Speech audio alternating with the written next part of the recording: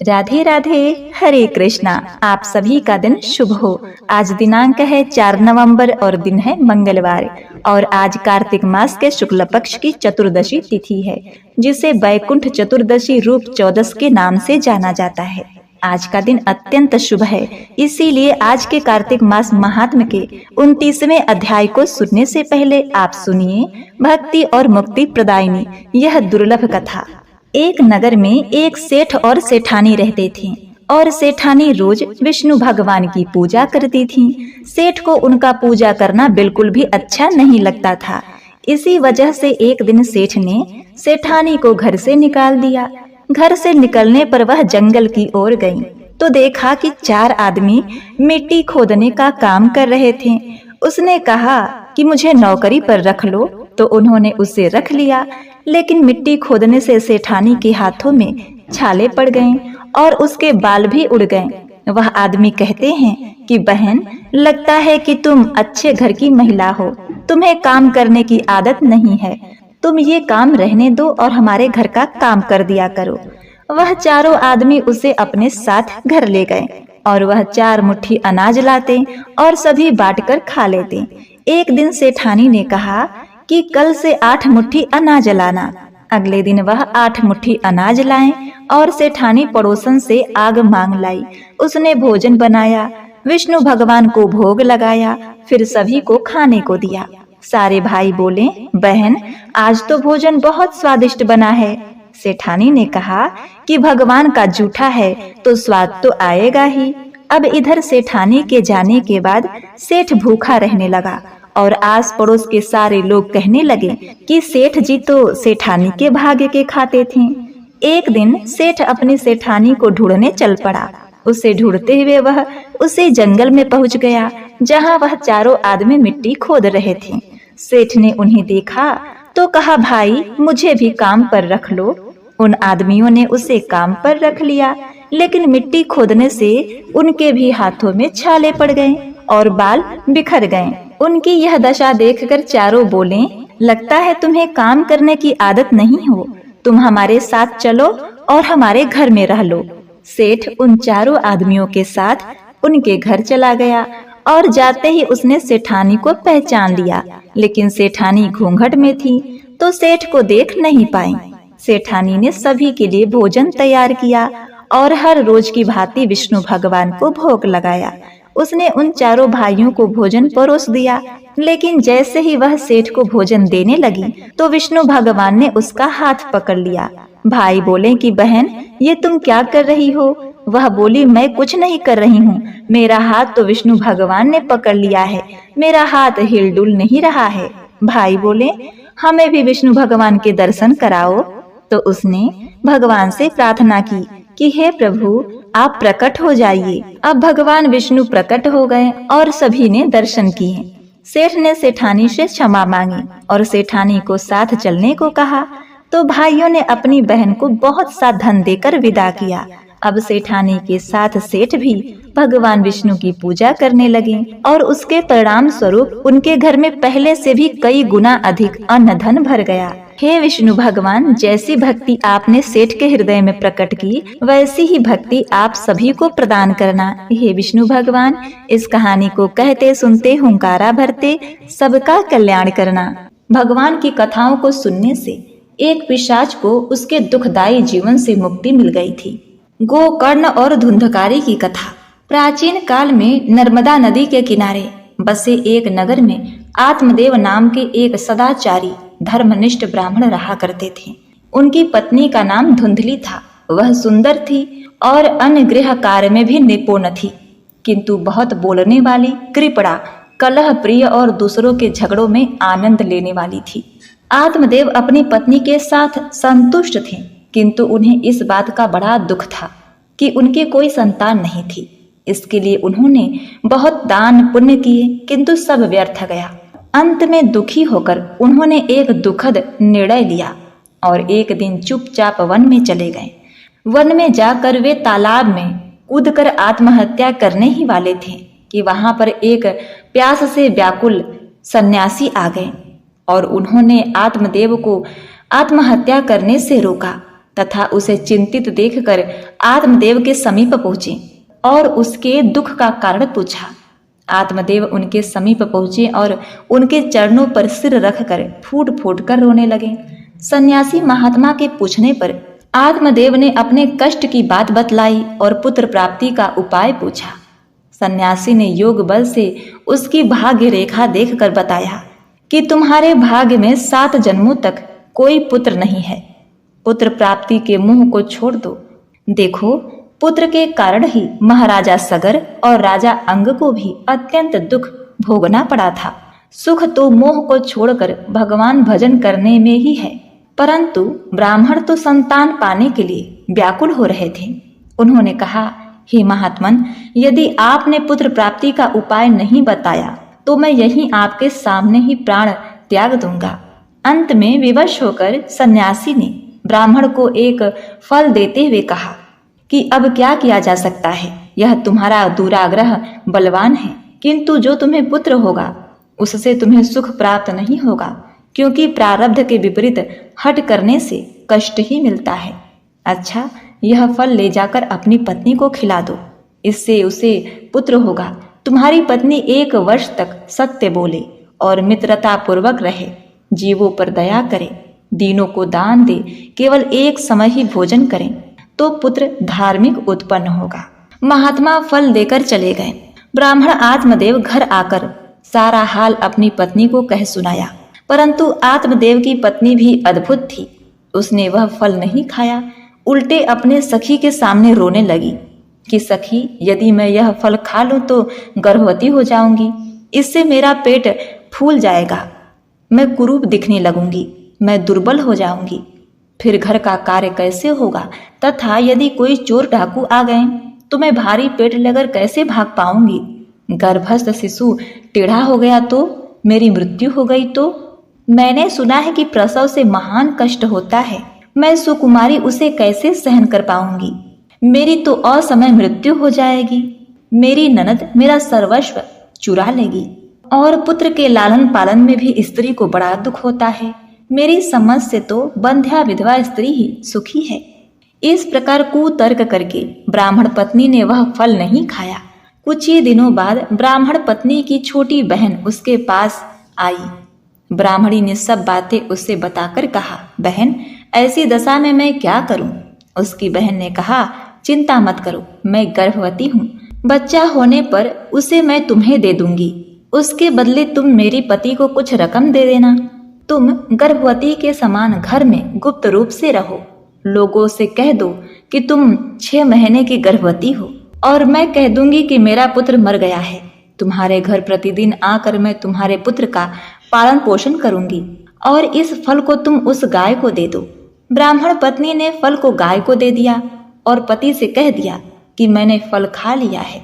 समय बीतने पर धुंधली अपनी बहन का पुत्र ले आई और पति को बोला कि मुझे बेटा हुआ है।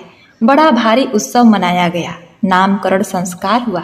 स्वयं का नाम आत्मदेव था तो उसने बेटे का नाम ब्रह्मदेव रखने का सोचा, पर धुंधली फिर झगड़ गई कि मेरा बेटा है तो नाम आप कैसे रखेंगे? आत्मदेव बोले, भाई तू ही रख ले। उसने कहा कि मेरा नाम धुंधली है तो मेरे बेटे का नाम धुंधकारी होगा। धुंधली ने गाय को जो फल खिलाया था उसके 2 महीने पश्चात गाय के गर्भ से मनुष्य का बालक पैदा हुआ, जिसके कान बड़े बड़े थे, इसीलिए आत्मदेव ने उसका नाम गोकर्ण रखा। अब दोनों बड़े होने लगे। धुंधकारी दुष्ट प्रवृत्ति का था और गोकर्ण बड़ा ही सात्विक प्रवृत्ति का था। धुंधकारी सारे दुष्कर्म करता था, मदिरा पीता, जुआ खेलता, घर की सारी संपत्ति ले जाता। धीरे धीरे उसने सारी संपत्ति नष्ट कर दी। इसीलिए तो पुरानी कहावत है, पूत कपूत तो क्यों धन संचय, पूत सपूत तो क्यों धन संचय। अगर पुत्र दुष्ट है तो आपके खून पसीने की कमाई सब बर्बाद कर देगा, और अगर पुत्र सपूत है तो खुद मेहनत करके धन अर्जित कर लेगा। इधर एक दिन धुंधकारी ने आत्मदेव की पिटाई कर दी। पुत्र की दुराचार को देखकर आत्मदेव को बड़ा ही दुख हुआ। उन्होंने सोचा कि इससे अच्छा तो पुत्रहीन ही रहना है। पिता के दुख को देखकर गोकर्ण पिता के पास आया और उन्हें वैराग्य का उपदेश दिया। गोकर्ण ने कहा, पिताजी, यह संसार दुख रूप है तथा मोह से बांधने वाला है। संसार में सिर्फ भगवत दृष्टि रखकर ही हम सुखी हो सकते हैं। अतः पुत्र मोह त्याग कर भगवत भक्ति करिए, तभी मनुष्य जन्म सफल है। हे पिताजी, आप धुंधकारी की गतिविधियों की तरफ ध्यान ना देकर वन में जाकर प्रभु की आराधना करें। गोकर्ण की बात समझकर पुत्र मोह त्याग कर आत्मदेव गंगा किनारे आ गए। भगवान के 10वें स्कंद का रोज पाठ करते रहे। उसी जीवन में उन्हें श्री कृष्ण की प्राप्ति हो गई और वे बैकुंठ को गए। आत्मदेव के चले जाने के बाद एक दिन धुंधली भी पुत्र के उपद्रव से दुखी होकर कुएं में कूदकर आत्महत्या कर ली और उसकी मृत्यु हो गई। इधर गोकर्ण जी तीर्थ यात्रा के लिए निकल गए। धुंधकारी को खुली छूट मिल गई। खुली छूट मिलने के कारण धुंधकारी 5 वेश्याओं को घर ले आया। वह वेश्याओं की मांगों को पूरा करने के लिए डाका डालता, मदिरा पीता, जुआ खेलता। उनकी मांगों को पूरा करते करते एक दिन धुंधकारी ने राजा के महल से भी चोरी कर ली। एक दिन वेश्याओं ने सोचा, यदि यह जीवित रहा तो एक न एक दिन हम पकड़े जाएंगे, अतः इसे मार ही डाले तो अच्छा रहेगा। ऐसा सोचकर रात को उन्होंने सोते हुए धुंधकारी को रस्सी से कसकर बांध दिया और जलते हुए अंगारे उसके मुंह में भरकर उसे तड़पा तड़पा कर मार डाला। फिर उसके शरीर को वहीं धरती में गाड़ दिया। धुंधकारी अपने कुकर्मों के कारण भयंकर प्रेत हुआ। जो पाप करता है उसे प्रेत बनना ही पड़ता है। इधर जब गोकर्ण जी अपने तीर्थ यात्रा से वापस आए तो उनके घर में आग लगी हुई थी। उनका घर बड़ा ही भयावह प्रतीत हो रहा था। अगल बगल आस पड़ोस से पूछने पर पता चला कि उनका भाई धुंधकारी मर चुका है। तो उन्होंने अपने भाई की अंतिम क्रिया की और गोकर्ण ने गया में जाकर भाई का श्राद्ध किया, पर उसका उद्धार नहीं हुआ। अब धुंधकारी अनेक रूप बनाकर गोकर्ण को डराने लगा। गोकर्ण इतने गायत्री मंत्र का जाप करते थे कि वो उनके पास नहीं आ सकता था। प्रेत योनि तमस योनि है। जो सात्विक मंत्रों का जाप करता है, प्रेत उसके पास नहीं आते हैं। ऐसे ही एक दिन जब धुंधकारी प्रेत रूप बनाकर गोकर्ण को डराने का प्रयास करने लगा तो गोकर्ण ने पूछा, तू कौन है? धुंधकारी ने कहा, मैं तुम्हारा भाई धुंधकारी हूँ। हे भाई, तुम दयालु हो, मुझे इस प्रेत योनि से छुटकारा दिलाओ। गोकर्ण बोले, अरे मैंने तो तेरा गया में पिंडदान कर दिया, फिर भी तेरा उद्धार नहीं हुआ। धुंधकारी बोला, मैंने जितने दुष्कर्म किए हैं, गया के पिंड से मेरा उद्धार नहीं होने वाला, और कोई उपाय सोचो। गोकर्ण ने सभी विद्वानों को बुलाकर पूछा, पर कोई उपाय नहीं निकला। अब गोकर्ण ने सूर्यदेव को नमस्कार किया और कहा, हे भगवान, आप सबके कर्मों के साक्षी हैं, आप ही इसका कोई मार्ग निकालिए। तभी सूर्यदेव वहां प्रकट हुए। सूर्यदेव से गोकर्ण ने पूछा, आप इसके कर्मों के साक्षी हैं, आप ही बताइए इसका उद्धार कैसे होगा। सूर्यदेव ने कहा, इसको भगवत सप्ताह सुनाओ, इसकी मुक्ति संभव है और इसका दूसरा कोई उपाय नहीं है। गोकर्ण ने भागवत सप्ताह का आयोजन किया। प्रेत तो हवा के रूप में होता है। धुंधकारी सोचने लगा, कहाँ बैठूं। वहां एक 7 गांठ का बांस रखा था, उसी में छिपकर वो बैठ गया। बहुत से लोग भागवत में 7 गांठ का बांस लगाते हैं। यदि संदेह है कि परिवार का कोई सदस्य प्रेत बन गया है तो अवश्य लगाना चाहिए। पहले दिन की कथा में पहली ग्रंथि का भेदन हो गया, दूसरे दिन की कथा में दूसरी गांठ का। इस तरह से 7 दिनों में 7 गांठों का भेद करते हुए धुंधकारी दिव्य रूप धारण करके भगवान के पार्षद के रूप में प्रकट हो गया। धुंधकारी को लेने भगवान का विमान आया और इस प्रकार भागवत कथा सुनने के दिन ही धुंधकारी को बैकुंठ की प्राप्ति हुई। इस कथा के अंतिम चरण में महत्वपूर्ण बात यह है कि भागवत कथा तो बहुत से लोगों ने सुनी, परंतु धुंधकारी को ही लेने भगवान का विमान क्यों आया? तो इसका उत्तर है, सबने कथा सांसारिक सुखों के प्राप्ति के लिए सुनी और धुंधकारी ने पूरी श्रद्धा, प्रेम व विश्वास थे भगवत धाम जाने के लिए सुनी, इसलिए उसे लेने विमान आया। भगवान विष्णु कहते हैं, इस दिन जो भी भक्त मेरा थोड़ा सा भी नाम लेकर पूजन करेगा वह बैकुंठ धाम को प्राप्त करेगा। अब आज के कार्तिक मास महात्म्य के अध्याय का श्रवण करें। महाराज पृथु ने नारद जी से निवेदन किया, हे मुनिवर, अब आप कृपा करके कार्तिक मास के व्रत के उद्यापन की विधि सुनाने की कृपा करें। नारद जी बोले, हे राजन, कार्तिक शुक्ल चतुर्दशी को कार्तिक मास के व्रत की पूर्णता के लिए उद्यापन करना चाहिए। संपूर्ण घर में गोबर का चौक लगाकर तुलसी के ऊपर मंडप बनावें। द्वारों पर मिट्टी के 4 द्वारपाल स्थापित करें, जिनका नाम पुण्यशील, सुशील, जय तथा विजय रखें। फिर तुलसी के समीप सर्वोतभद्र चक्र बनाकर उसके समीप पंचरत्न युक्त कलश स्थापित करें। श्री लक्ष्मी नारायण की सोने की मूर्ति बीच में रखकर फिर नवग्रह, उपग्रह, 10 दिक्पाल तथा पंचलोकपाल आदि स्थापित करें। सबसे पहले सुवास्तिक वचन करके गणेश तथा विष्णु आदि देवताओं का षडसोपचार पूजन करें। भगवान को पीले रंग की सुंदर रेशमी पोशाक पहनावें तथा शय्या दान करें। फिर भगवान को भोजन करावें और गौ की पूजा करके गौ दान करें। एक ब्राह्मण को सपत्नी भोजन करावें और फिर दोनों को वस्त्र, आभूषण, पात्र तथा दक्षिणा देकर संतुष्ट करें और दंडवत करके उनका आशीर्वाद प्राप्त करें। यह सब कार्य श्रद्धा पूर्वक करने से व्रत का पूर्ण फल प्राप्त होता है तथा अंत में विष्णु लोक की प्राप्ति होती है। जो व्यक्ति कार्तिक के इस व्रत को कहता, सुनता तथा देखता है, उसको भी चौथाई फल की प्राप्ति होती है। उद्यापन का पूर्ण विधि विधान बताने के पश्चात सूत जी बोले, हे ऋषियों, यदि किसी में उद्यापन की सामर्थ्य न हो तो कुछ ब्राह्मणों को भोजन करा दें। ब्राह्मण न मिले तो गाय, पीपल अथवा बट वृक्ष का पूजन करें, क्योंकि पीपल विष्णु का तथा बट शिव जी का रूप है। इसी प्रकार पलाश ब्रह्म का रूप माना जाता है। यह सुनकर ऋषियों ने पूछा, हे सूत जी, ब्रह्मा, विष्णु तथा शिव जी वृक्ष भाव को किस प्रकार प्राप्त हुए, यह बताने की कृपा करें। सूत जी ने कहा, हे ऋषियों, किसी समय शिव पार्वती एकांत में विराजमान थे कि उस समय देवताओं द्वारा भेजे गए अग्निदेव द्वारा उनके एकांतवास में विघ्न उपस्थित हुआ। इस पर पार्वती जी ने क्रोधित होकर देवताओं को श्राप दिया कि तुम वृक्ष रूप हो जाओ। तब विष्णु गया में जाकर पीपल और शिव काशी में अक्षय वट तथा ब्रह्मा पलाश रूप हो गए।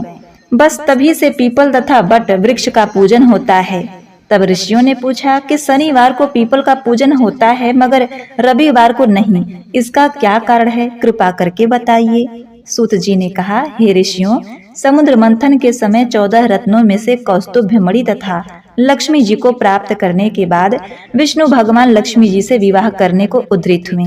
तब लक्ष्मी जी ने भगवान से कहा, मेरी बड़ी बहन दरिद्रता अविवाहित है, पहले उनका विवाह होना चाहिए। यह सुनकर भगवान विष्णु ने लक्ष्मी जी की बड़ी बहन उद्दालक ऋषि को सौंप दी। यद्यपि दरिद्रता का रंग काला, नेत्र लाल तथा बाल बिखरे होने के कारण कुरूपा थी, तथापि भगवान की आज्ञा मानकर उद्दालक ऋषि दरिद्रता को अपने आश्रम में ले गए। आश्रम में आकर दरिद्रा ने देखा कि वहाँ वेद पाठ तथा हवन हो रहा है। यह देख उसने मुनि से कहा, मैं ऐसे स्थान में रहने की बजाय उस स्थान में रह सकती हूँ जहाँ चोर, जुआरी तथा ब्राह्मणों का अपमान करने वाले रहते हों। उनकी यह बात सुनकर उद्दालक ऋषि अत्यंत दुखी हुए और उसे वहीं छोड़कर यह कहकर चले गए कि तुम्हारे लिए कोई उपयुक्त स्थान देखकर आता हूँ। ऋषि के जाने के बाद कुछ देर तक दरिद्रा ने उनकी प्रतीक्षा की। इसके बाद वह रोने और चिल्लाने लगी। तब लक्ष्मी जी ने भगवान विष्णु से कहा, हे भगवान, ऋषि द्वारा त्याग दिए जाने के कारण बहन दरिद्रा अत्यंत दुखी हो रही हैं। अतएव आप जाकर पहले उन्हें शांत कीजिए। तब विष्णु भगवान लक्ष्मी जी सहित वहां आकर कहने लगे, तुम पीपल में निवास करो।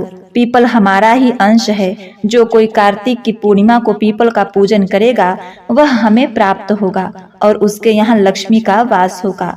जो शनिवार को सूत लपेटकर तुम्हारा पूजन करेगा उसके समस्त मनोरथ सिद्ध होंगे, परंतु रविवार को जो तुम्हारा स्पर्श भी करेगा वह दरिद्री हो जाएगा। इतना कहकर भगवान लक्ष्मी जी सहित अंतर ध्यान हो गए। सूत जी कहते हैं कि जो इस कथा को पढ़ता अथवा सुनता है उसे बद्रिकाश्रम यात्रा का पुण्य फल प्राप्त होता है। हे श्रोताओं, उस परम पिता परमात्मा की कृपा से यह कार्तिक मास महात्म संपूर्ण हुआ। जो इसके अनुरूप आचरण करेगा वह तो जीवन में सभी सुख और जन्म में मोक्ष को प्राप्त होगा ही। श्रद्धा पूर्वक इसको पढ़ने, सुनने और सुनाने वाला भी असीम पुण्य फल प्राप्त करेगा। प्रेम से बोलिए श्री विष्णु भगवान की जय। प्रेम से बोलिए पार्वती नंदन श्री गणेश भगवान की जय। ओम नमो भगवते वासुदेवाय नमः। हरे कृष्णा। कार्तिक मास का संपूर्ण महात्म्य आज समाप्त होता है। अब इसके आगे आप सुनिए पुण्य फल देने वाली यह दुर्लभ कथा। किसी गांव में एक साहूकार था। उसका एक बेटा व बहू भी थे। बहू कार्तिक माह में रोज सवेरे उठकर गंगा स्नान के लिए जाती थी। बड़ी ही संस्कारी और बड़ी ही रूपवती थी। सुबह जल्दी जाते समय वह किसी भी पराये पुरुष का मुंह नहीं देखती थी, ऐसा उसने संकल्प कर रखा था। उसी राज्य का एक राजा का बेटा भी सुबह सवेरे गंगा स्नान के लिए जाता था। वह हैरान होता कि मैं इतनी जल्दी उठता हूँ स्नान के लिए, लेकिन कोई है जो मुझसे भी जल्दी उठकर नहा धो लेता है। कार्तिक माह के 5 दिन बचे थे कि एक दिन साहूकार की बहू तो स्नान करके वापस जा रही थी और उस समय राजा का बेटा स्नान करने के लिए आ रहा था। आवाज सुनकर वह जल्दी जल्दी जाने लगी, लेकिन जल्दीबाजी में उसकी माला मोजड़ी वहीं पर छूट गई। राजा के बेटे ने उसकी माला मोजड़ी उठा ली और सोचने लगा कि जिस स्त्री की यह माला मोजड़ी इतनी सुंदर है, वह स्त्री कितनी सुंदर होगी। उसने पूरे गांव में मुनादी करवा दी, अर्थात ढिढोरा पिटवा दिया कि जिसकी यह माला मोजड़ी है वह 5 रातें मेरे पास आएगी। राजा का बेटा बड़ा ही अभिमानी था और उसे समस्त नगरवासी बड़ा ही डरा करते थे। साहूकार के बेटे की बहू को जब यह पता चला तो अपने परिवार की सुरक्षा के लिए साहूकार के बेटे की बहू ने कहलवा दिया कि मैं 5 रात आऊंगी, लेकिन किसी को साख भरने बैठा देना। राजा के बेटे ने एक तोते को पिंजड़े में बंद करके गंगा किनारे पेड़ पर टांग दिया। बहू सुबह के समय आई, पहली पैड़ी पर पैर रखा और बोली, हे कार्तिक के ठाकुर राय दामोदर भगवान, 5 पांडु, 6 नारायण, भीखम राजा उस पापी को नींद आ जाए। राजा के बेटे को नींद आ गई। यह तो भगवान का चमत्कार था। बहू नहा धोकर चलने लगी तो तोते से बोली, सुगा सुगा, तेरे गले में डालूं हीरा, मेरी साख भरियो बीरा। सुगा बोला, कोई बीरा भी साख भरता है क्या? फिर वह बोली, सुगा सुगा, सुबह तेरे पग डालूंगी घेवर, साख भरियो मेरे देवर। सुगा ने कहा, ठीक है भाभी, मैं तेरी साख भरूंगा। वह तो कहकर चली गई। राजा का बेटा हड़बड़ा कर उठा और सुगा से पूछा, सुगा सुगा, वह आई थी, कैसी थी? सुगा बोला, आभा की सी बिजली, होली की सी झल, केला की सी कामिनी, गुलाब का सा रंग। अगले दिन राजा के बेटे ने सोचा कि आज मैं अपनी उंगली में चीरा लगाऊंगा, इससे मुझे नींद भी नहीं आएगी। अब देखिए, अगले दिन राजकुमार उंगली में चीरा लगाकर वहीं पर लेट गया। वह साहूकार की बहू आई और भगवान से, श्री कृष्ण जी से उसी समय प्रार्थना करने लगी। और फिर क्या था, राजकुमार को नींद आ गई। वह स्नान करके फिर से वापस चली गई। सुबह राजकुमार ने तोते से फिर पूछा, सुगा, वह आई थी? तो वह सारी बातें दोहरा देता है। अब राजकुमार बोला कि आज रात मैं आंखों में मिर्ची डालकर बैठूंगा। रात में वह मिर्ची लगाकर बैठ गया। बहू फिर आई और प्रार्थना की, जिससे उसे फिर नींद आ गई। राजकुमार ने तोते से बहू के आने की बात पूछी। उसने फिर बता दी। अब राजकुमार फिर सोचने लगा कि आज मैं बिना बिस्तर के ही बैठूंगा, और फिर रात को बिना बिस्तर के ही बैठ गया। जब वह स्नान करने आई तो उसने फिर से भगवान से प्रार्थना की और राजकुमार को नींद आ गई। जब वह नहा धोकर जाने लगी तो आंख बंद करके चली गई। राजकुमार जब उठा, वह जा चुकी थी। राजकुमार फिर सोच में पड़ गया और सोचने लगा, आज मैं उंगली जलाकर बैठूंगा, जिससे नींद नहीं आएगी। फिर वह रात को अंगीठी लगाकर बैठ गया और अपनी उंगली जला ली।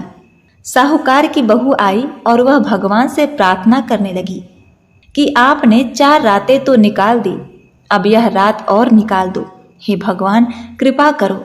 भगवान ने उसकी बात रख ली और राजकुमार को नींद आ गई। जब वह नहा धोकर जाने लगी तो तोते से बोली कि इस पापी से कह देना कि 5 रातें पूरी हो चुकी है, वह मेरे मोतियों की माला मेरे घर भिजवा दे। सुबह राजकुमार की आंख खुली तो उसने तुरंत तोते से पूछा, सुगा सुगा क्या वह आई थी? तो तोते ने कहा, हाँ वह आई थी और उसने अपनी माला मंगवाई है। यह सुनकर राजकुमार सोचने लगा कि वह तो सच्ची थी, तभी तो भगवान ने उसकी भी सत रखी। कुछ समय बाद राजकुमार को कोढ़ हो गया। राजा ने ब्राह्मण को बुलवाकर पूछा कि मेरे बेटे का शरीर क्यों जल रहा है। ब्राह्मण ने विस्तार से सारी बात राजा को बताई। ब्राह्मण ने कहा कि हे महाराज, इसने पतिव्रता स्त्री पर बुरी नजर डाली, इसलिए यह इस रोग से पीड़ित हुआ है। राजा ने इसके ठीक होने का उपाय पूछा तो ब्राह्मण ने कहा कि यह उस साहूकार की बहू को धर्म की बहन बनाए और रोज उसके नहाए हुए जल से यह स्नान करे, तब यह ठीक हो सकता है। राजा साहूकार की बहू की माला लेकर साहूकार के घर गया और बोला, यह माला आपकी पुत्र वधू का है, इसे ले लें और अपनी पुत्र वधू के नहाए हुए जल से मेरे बेटे को नहला दें। साहूकार बोला, हे महाराज, वह तो किसी पराये पुरुष का मुख तक नहीं देखती। आप उसे इस नाली के नीचे बैठा दीजिए। जब वह ऊपर से नहाएगी तब नीचे इस नाली के पानी से आपका पुत्र नहा लेगा। राजकुमार ने ऐसा ही किया। कुछ समय बाद उसका शरीर चंदन सा हो गया और उस राजकुमार ने साहूकार की बहू को अपनी धर्म की बहन बना लिया। हे पंचभीखु देवता, जैसे आपने साहूकार की पुत्र वधू का सत रखा, वैसे ही सभी की रखना। सुख समृद्धि धन वैभव सबकी प्राप्ति कराना। तो बोलिए श्री विष्णु भगवान की जय हो। तो अब आइए सुनते हैं इसकी एक पौराणिक कथा। अत्यंत प्राचीन काल में उज्जैनी नामक नगरी में कवि, सुचि, दृढ़, दंत, हंस नाम के 5 ब्राह्मण रहा करते थे। वे सभी वेदों के ज्ञाता, युवा, रूपवान तथा गंधर्व विद्या में अत्यंत ही निपुण थे। वे सभी दिशाओं में भ्रमण करते हुए अपनी गान विद्या द्वारा पर्याप्त धन प्राप्त किया करते थे। एक बार वे मथुरा नगरी में सुवीर नामक राजा के दरबार में पहुंचे। संगीत कला में निपुण होने के कारण उन्होंने राज्यसभा में इसका प्रदर्शन करने की इच्छा प्रकट की। वे 4 दिन उपवास तथा परम पवित्र यमुना जी में स्नान करते रहे। फिर उन्होंने किसी से राजा का संपूर्ण वृत्तांत पूछा। उन्होंने बताया कि राजा की एक कादम्बरी नामक अत्यंत ही सुंदर भोग पत्नी है। वह संगीत विद्या में निपुण, मधुर कंठी, नृत्य में अत्यंत ही प्रवीण, रूप लावण्य तथा यौवन में अद्वितीय है। वह प्रतिदिन राजा के सम्मुख एकांत में नृत्य तथा गायन करती है। यह सुनकर वे 5 एक ऐसे स्थान पर जाकर खड़े हो गए जहाँ कादम्बरी के नृत्य तथा ताल के स्वर सुनाई पड़ते थे। इसके बाद राजा के पास आने जाने वालों से कहने लगे, बड़े दुख की बात है कि आपके राजा के पास नृत्य कला जानने वाला कोई नहीं है। बीड़ा में तार बराबर नहीं है, 2 तार ढीले हैं तथा बाजे की धुन के अनुसार नृत्य भी शुद्ध नहीं है। यह बात किसी ने राजा से जाकर कह दी। राजा ने जहाँ कादम्बरी का नृत्य हो रहा था वहाँ उन 5 को बुलवाया। वहाँ पहुंचकर उन्होंने राजा को आशीर्वाद दिया और राजा के निकट बैठ गए। कादम्बरी ने उनको नृत्य विद्या में अत्यंत निपुण समझकर अपना अभिष्ट नृत्य किया। जब उसने चक्र में ताल दिया तो उन ब्राह्मणों ने उसको रोका। उसने चक्र छोड़कर यथा योग्य ताल दिया, मगर चक्र खंडित नहीं किया। कादम्बरी के इस गुण और उसकी रूप माधुरी को देखकर 5 उस पर मोहित हो गए। कादम्बरी भी उन 5 को देखकर उन पर मोहित हो गई। उसने रात्रि के समय गुप्त रूप से अपनी एक सहेली की हाथ उन 5 को एक संदेश भेजा कि तुम में से एक प्रतिदिन नगरी के उत्तरी ओर यमुना नदी के तट के समीप लताओं से घिरे निर्जन अनंत नामक तीर्थ में मेरे पास आकर अपनी अपनी विद्या तथा गुण का प्रदर्शन करो। उस समय मैं भी बीड़ा तथा राग का कौशल दिखाऊंगी। प्रिय भक्तों, इस आगे की घटना को सुनाते हुए भगवान ने कहा कि एक ब्रह्मचारी जो मेरा भक्त था, दुष्ट संगति से बचने के लिए गांव से अत्यंत ही दूर रहता था। उन दिनों पंच भीष्मक व्रत करके देवालय में मेरा पूजन किया करता था। कार्तिक शुक्ला एकादशी के दिन उन संगीतज्ञ ब्राह्मणों में से कवि नाम का बड़ा भाई भी उस देवालय में आया। कादम्बरी भी वहां पहुंच गई। वहां मेरे भक्त ने जिस प्रकार पूजन किया, कवि नामक ब्राह्मण ने भी वैसा ही किया। उसके बाद बीड़ा लेकर गायन प्रारंभ कर दिया। मेरा भक्त क्योंकि अपने मन पर विजय प्राप्त कर चुका था, उस कारण गायन सुनकर उसे क्रोध नहीं आया। कादम्बरी और कवि समस्त रात्रि गायन और नृत्य करते रहे। प्रातः काल ब्रह्मचारी भक्त को गोबर का आचमन करते देख कवि ने भी वैसा ही किया। इसके बाद कादम्बरी अपने महल में चली गई। ब्रह्मचारी की संगति और रात्रि जागरण के कारण कवि के समस्त पाप दूर हो गए। अतः द्वादशी के दिन वह अपना समस्त द्रव्य दान करके विरक्त हो गया। दूसरे दिन सूची आया। उसने भी रात्रि भर कादम्बरी के साथ नृत्य व गायन किया। ब्रह्मचारी की भांति पूजन करके गौमूत्र का याचमन किया। प्रातः काल होते ही वह भी अपना संपूर्ण धन दान करके सन्यासी हो गया। उसने निश्चय किया कि जिस प्रकार कादम्बरी के नित्य गायन व रूप को देखकर ब्रह्मचारी का मन चलायमान नहीं हुआ, उसी प्रकार मुझे भी मन को वश में करना चाहिए। तीसरे दिन त्रयोदशी को दृढ़ नाम वाला भाई कादम्बरी से मिलने आया और समस्त रात्रि नित्य गायन करने के बाद ब्रह्मचारी की ही भांति उसने भी पूजा की और गो दुग्ध का आचमन किया। दोनों भाइयों के समान वह भी विरक्त होकर सन्यासी बन गया। अगले दिन यथार्थ चतुर्दशी को मंदिर में चौथा भाई दंत आया और पूर्ववर्ती बंधुओं के समान कादम्बरी के साथ रात्रि भर नृत्य और गायन करके ब्रह्मचारी से बचे घी का पान करके मन शुद्ध हो जाने के कारण विरक्त हो गया। सबसे अंत में अर्थात पूर्णिमा को हंस नामक सबसे छोटा भाई आकर ब्रह्मचारी को प्रणाम किया और यमुना में स्नान करके आंवले के वृक्ष के नीचे श्राद्ध कर्म किया और बाद में अपने भाइयों के समान ही विरक्त हो गया।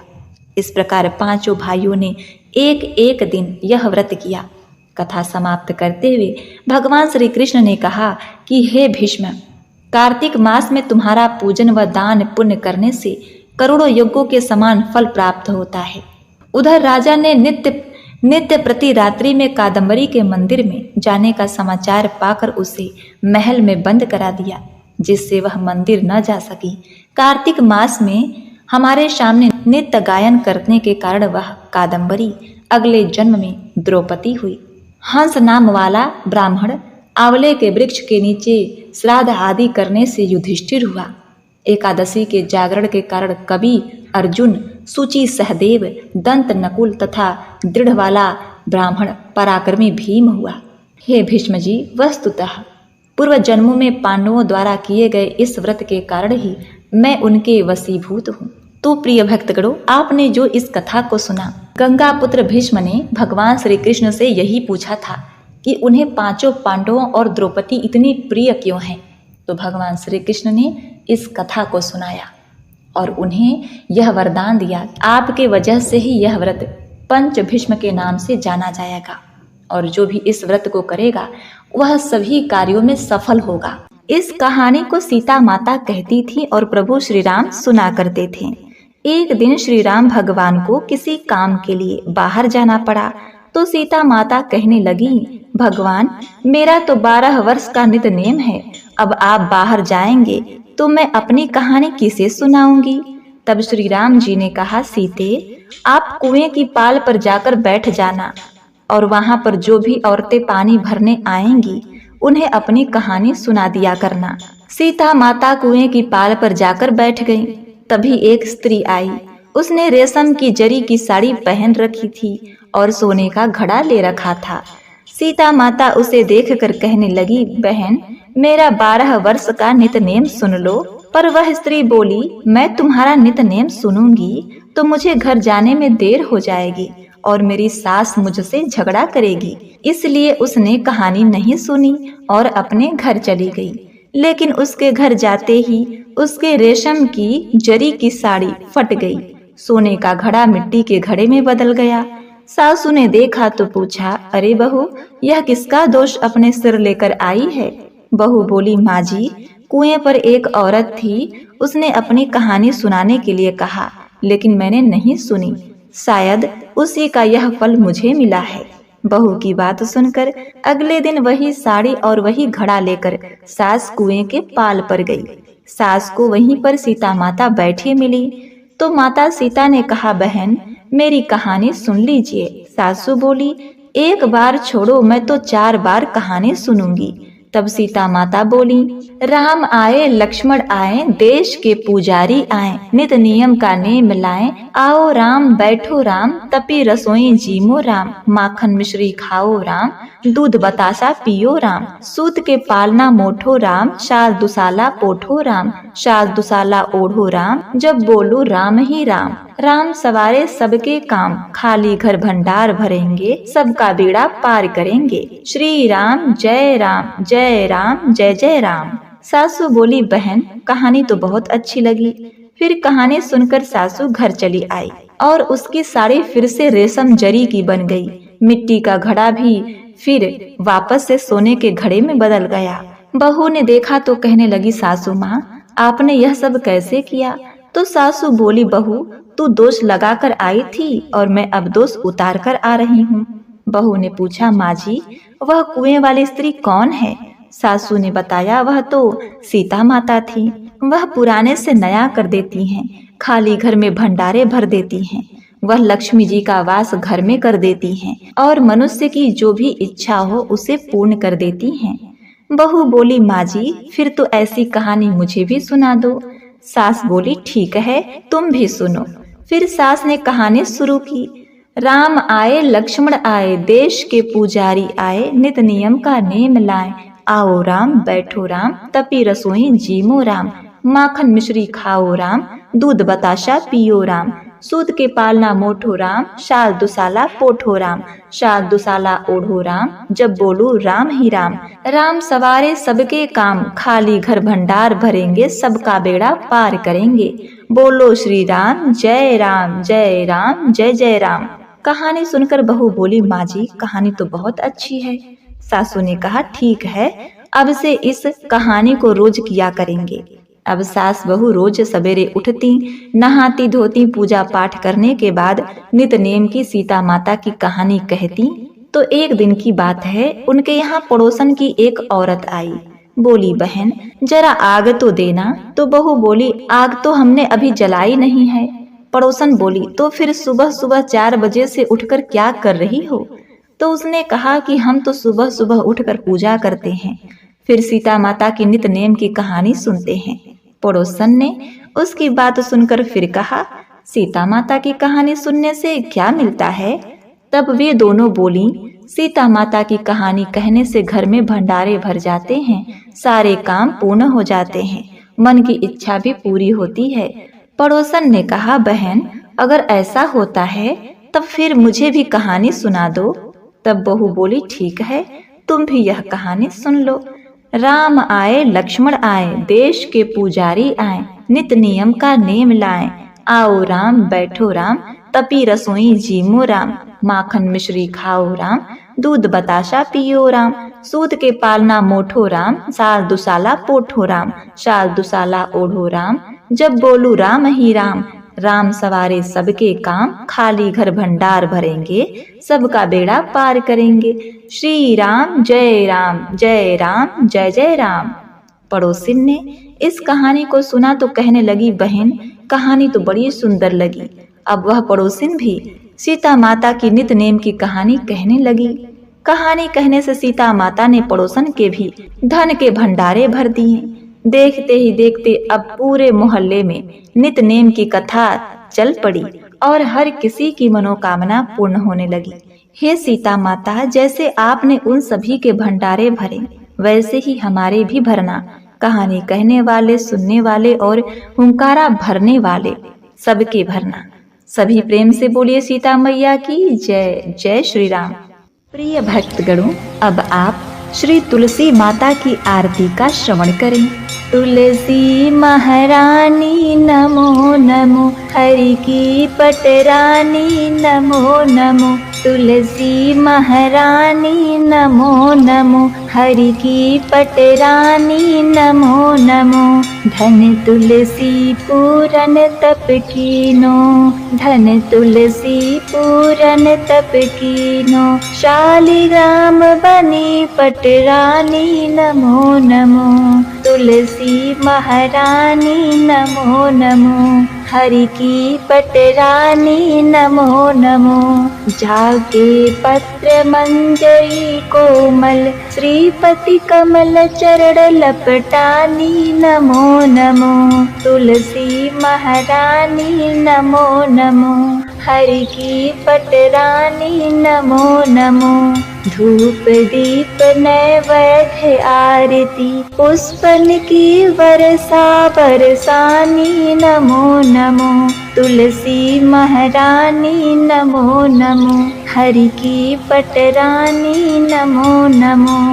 56 भोगवती सो व्यंजन, बिन तुलसी हरि एक न मानी नमो नमो, तुलसी महारानी नमो नमो, हरि की पटरानी नमो नमो। सब सखी मैया तेरो यस गावे, भक्ति दान दीजै महारानी नमो नमो, तुलसी महारानी नमो नमो, हरि की पटरानी नमो नमो। नमो नमो तुलसी महारानी नमो नमो, तुलसी महारानी नमो नमो, हरि की पटरानी नमो नमो। जय जय तुलसी माता, मैया जय तुलसी माता। सब जग की सुखदाता, सबकी वर माता। जय तुलसी माता।